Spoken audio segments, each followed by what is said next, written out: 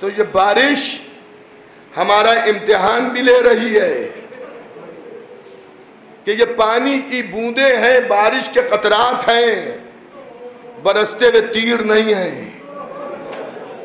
اللہ کا شکر یہ ہے کہ آپ محبت میں کھڑے نکلے، آپ کو بارش نے روکا نہیں، بارش ہوتی رہی اور عزادار ایک مجلس سے اٹھ کے دوسری مجلس میں جاتے رہے، لیکن جب ایام عزائے حسینیہ میں بارش ہوتی ہے تو میرا دل اتنا ضرور کہتا ہے، اے بادلوں کاش کو سن 61 ہجری کے محرم میں کربلا میں برس گئے ہوتے۔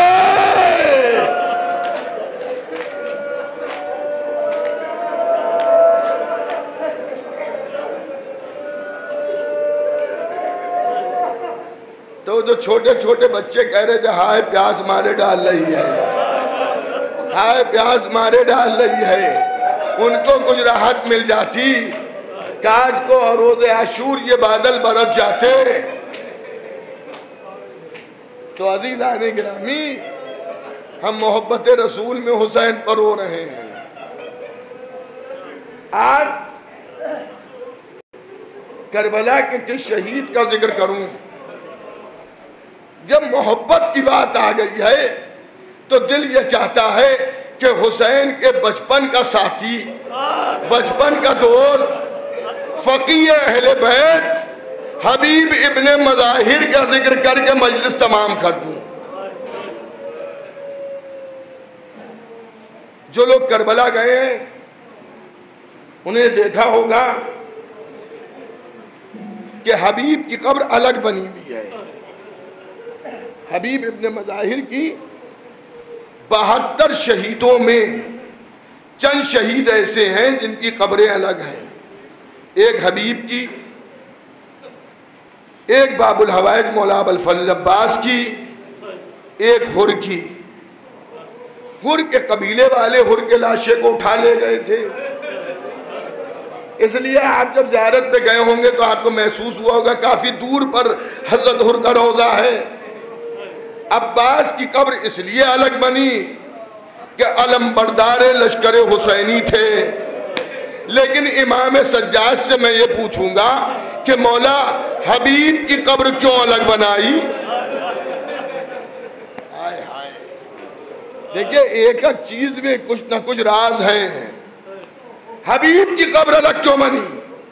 تو جب ہم نے اپنی فقہ کا قانون پڑھا تو ہماری فقہ میں قبر بنانے کے بھی مسائل ہیں کہ قبر کیسی بنائی جائے۔ عام آدمی کی قبر زمین سے 4 انگل اونچی نہیں ہونا چاہیے، مکروہات میں ہے۔ ایک عام آدمی کی قبر اگر بنے تو بہتر یہ ہے کہ زمین کے برابر ہو، اگر اونچی ہو تو بس اتنی اونچی ہو کہ 4 انگل سے کم ہو۔ لیکن جو فقیہ ہو، جو علوم آل محمد کی نشر و اشاعت کر رہا ہو، اس کے لیے یہ حکم ہے کہ ان کی قبریں بلند بناؤ تاکہ لوگوں کی زیارت گاہ بنے۔ توجہ کیجئے گا، لوگوں کی زیارت گاہ بنے۔ اچھا اب اسے بھی یاد رکھیے کہ امام نے، چوتھے امام نے حبیب ابن مظاہر کی قبر کو الگ بنایا، اور قبر بھی ایسی جگہ پہ بنی کہ آج بھی حبیب دربان کا کام کر رہے ہیں۔ وفاداری کا ثبوت آج بھی دے رہے ہیں، بک جانے والا نہیں، ڈر جانے والا نہیں، آل محمد کی دفاع میں اپنی جان کو قربان کر دینے والا۔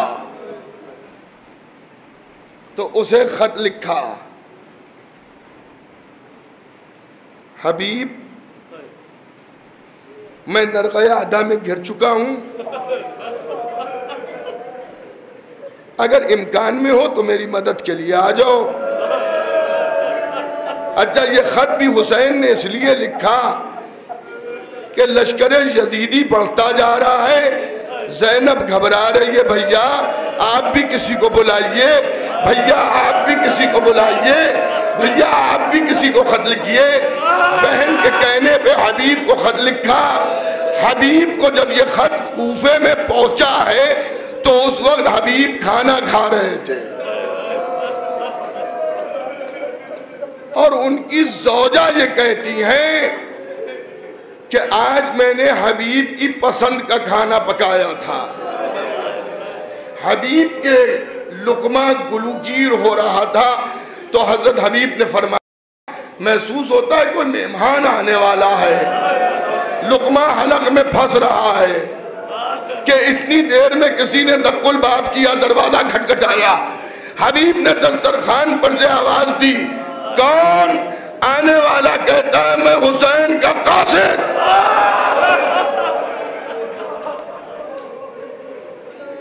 بس اتنا سننا تھا۔ حبیب دسترخوان سے کھڑے ہوئے اور اتنی تیز دوڑے کہ ایک پیر میں جوتی ہے، دوسرا پیر خالی۔ خط کو لیا، چوما، آنکھوں سے لگایا، سر پہ رکھا، اور رکھنے کے بعد اب حبیب خط کو کھولتے ہیں۔ حبیب میرے بچپن کے دوست، نرغہ عادہ میں مجھے گھیرا گیا ہے، کیا تم میری مدد کے لیے آ سکتے ہو؟ کوفے کے حالات اتنے خراب تھے کہ حبیب نے خط کو چھپایا، آنکھوں کو پوچھا، گھر کے اندر آئے تو زوجہ نے پوچھا حبیب خط پڑھا؟ کہاں پڑھا؟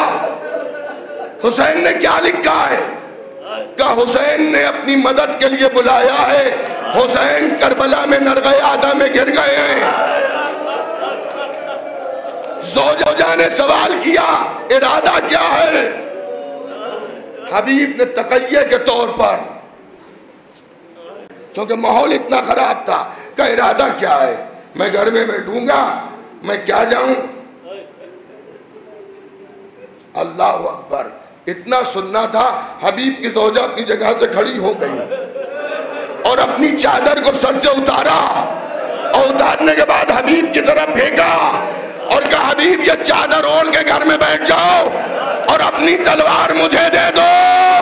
ارے فاطمہ کا لال بلائے،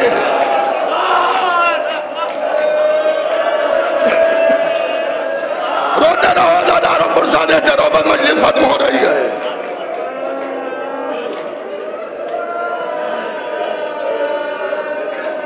جزاک اللہ، جزاک اللہ، ابھی آپ بہت روئیں گے۔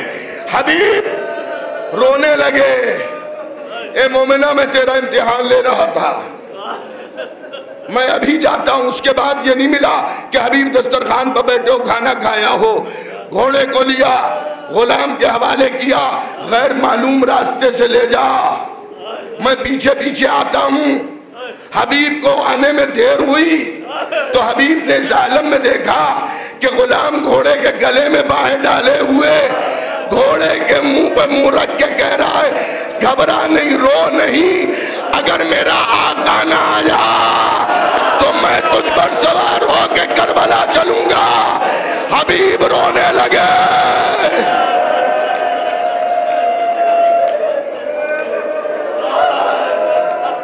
جزاک اللہ، جزاک اللہ۔ بی بی زہرا اجر دیں گی آپ کو۔ روز محشر آپ کی آنکھیں رونے سے بچیں گی، حسین پر رو رہے ہیں آپ۔ حدیث میں جو آنکھیں امام حسین پر روئیں گی، روز محشر اللہ ان آنکھوں کو رونے سے بچائے گا۔ حبیب گھوڑے پر سوار ہوئے، گھوڑے کو تیزی سے دوڑایا، کربلا کی زمین پر جیسے گھوڑے نے اپنا پہلا قدم رکھا، حسین اپنی جگہ سے کھڑے ہو گئے۔ اللہ اکبر، مرحبا، چلو پاس حبیب آ رہا ہے۔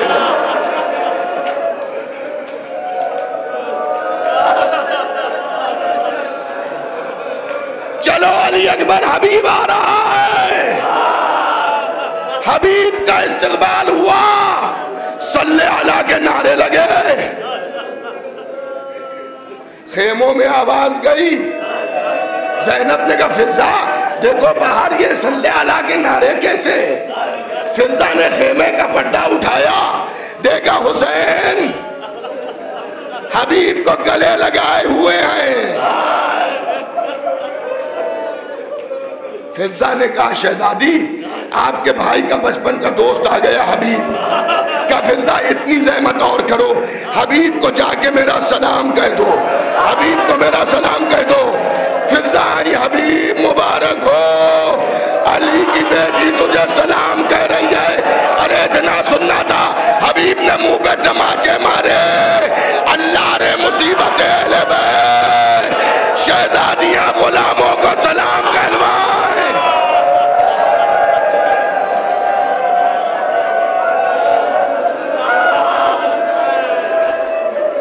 بس ختم ہو گئی مجلس. انشاءاللہ آج بھی آپ روتے روتے اٹھیں گے صف اعضا سے. دن گزرتے گئے, اب حبیب خیام حسینی کا پہرا دے رہے ہیں, خیام حسینی کا پہرا حبیب دے رہے ہیں. خیموں کے چاروں طرف حبیب گھوم رہے ہیں کہ ایک بار حبیب کے کانوں میں ایک آواز آئی, اور وہ یہ آواز تھی, بھیا نانا کے دوستوں نے نانا سے وفا نہیں کی, بابا کے دوستوں نے بابا سے وفا نہیں کی, نانا کے ساتھیوں نے نانا سے وفا نہیں کی, بابا کے ساتھیوں نے بابا سے وفا نہیں کی, بھیا حسن کے ساتھیوں نے بھیا حسن سے وفا نہیں کی. تم نے بھی اپنے ساتھیوں کا آزما لیا ہے, کہیں ایسا نہ ہو کہ کل جب صبح بازار شہادت گرم ہو تو ساتھی ساتھ چھوڑ دیں. تو ایک مرتبہ امام حسین نے فرمایا کہ بہن زینب میرے ساتھی نانا کے ساتھیوں جیسے نہیں, بابا کے ساتھیوں جیسے نہیں, بھیا حسن کے ساتھیوں جیسے نہیں. لیکن یہ گفتگو حبیب نے سن لی. حبیب گھوڑے سے اترے, اصحاب حسینی کو جمع کیا, اور جمع کرنے کے بعد کہا علی کی بیٹی کو ہم پر اعتماد نہیں ہے, علی کی بیٹی کو ہم پر بھروسہ نہیں ہے, ہمیں بھروسہ دلانا ہے. لوگوں نے ہاتھوں کو جوڑا, حبیب کیسے بھروسہ, کہا اپنے نیزوں کی انیوں پر اپنے سینوں کو رکھو, اپنی ننگی تلواروں کو اپنے گلوں پر رکھو, اور حسین کو میں آواز دے رہا ہوں, انصار حسین اپنے سینوں کو نیزوں پر رکھتے ہیں, تلوار گلے پر, یا ابا عبداللہ باہر آئیے. جزاک اللہ جزاک اللہ, پرزہ دیتے رہو عزاداروں. حسین باہر آئیے, حسین باہر آئے.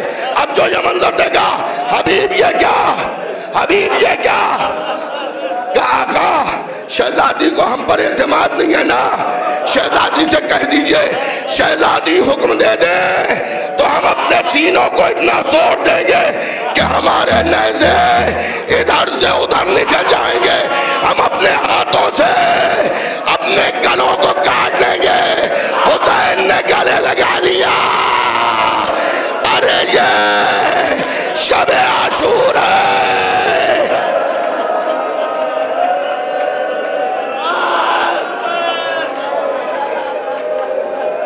یہ شب عاشور ہے.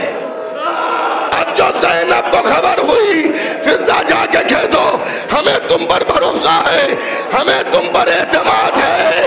لیکن ایک وقت وہ آیا کہ جب سب گلے کٹائے سو رہے تھے, حسین اکیلے کھڑے کہہ رہے تھے کہاں ہو میرے مددگاروں.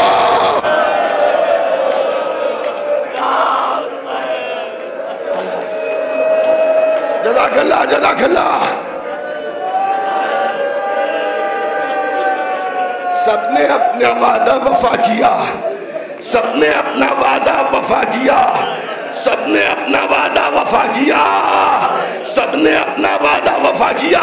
مسلم ابن اوسجا جب ذبح ہونے والے تھے، شہید ہونے والے تھے، تو حبیب کو بلایا.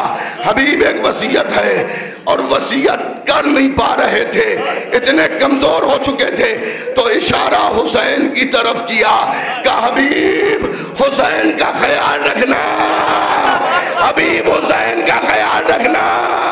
حبیب نے دبدبائی ہوئی آنکھوں سے کہا اے مسلم، ارے جب تک کہ حبیب زندہ رہے گا، ارے حبیب خیال رکھے گا. ارے جب سب مار ڈالے گئے تو زینب فریاد کر رہی ہے اے حبیب.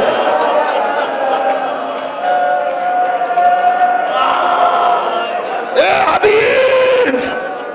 حضرت حبیب کا لاشا تڑپنے لگا. لبیک لبیک. اللہ اکبر. بس آخری دو جملے اور مجلس تمام ہے. آخری دو جملے سن لیجئے. اے میرے دوستو ایک بات بتاؤ، کسی کے اچھے دن اگر برے دنوں میں بدل جائیں تو اسے اپنے اچھے دن کتنے یاد آتے ہیں. ارے کل تک یہ تھا کہ جب میں نے سلام کہلوایا تو حبیب نے اپنے منہ پہ تماچے مارے. ارے یہ قیامت آ گئی کہ زینب ہمیں سلام کہلوائے.